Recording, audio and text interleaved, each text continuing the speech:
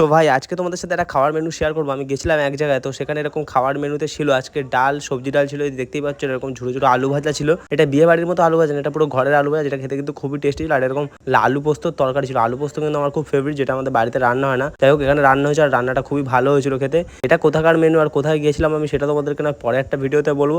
খাবারটা কেমন লাগছে তোমরা কিন্তু অবশ্যই কমেন্ট করে জানিও, ঠিক আছে। এই আলু ভাজা দিয়ে ডাল দিয়ে ফার্স্টে একটু ভাত খাচ্ছি, ঠিক আছে। আর তোমরা দেখতেই পাচ্ছ আমি ফর্মাল ড্রেসে আছি, তার মানে নিশ্চয়ই কোনো অফিসিয়াল কাজে এসেছি, বুঝতেই পারছো তোমরা। তো প্রথমে একটুখানি আলু ভাজা আর ডাল দিয়ে মেখে খেলাম, তো খেতে খুবই টেস্টি ছিল, ঠিক আছে। আলু পোস্তটা খেতে আমার খুবই ভালো লেগেছিল। তো যাই হোক তারপরে ভাত শেষ হয়ে যাওয়ায় দাদার কাছে ভাত ছিলাম, মানে যে দাদা আর কি এখানে খাবার সার্ভ করছিল তার কাছে ভাত ছিলাম।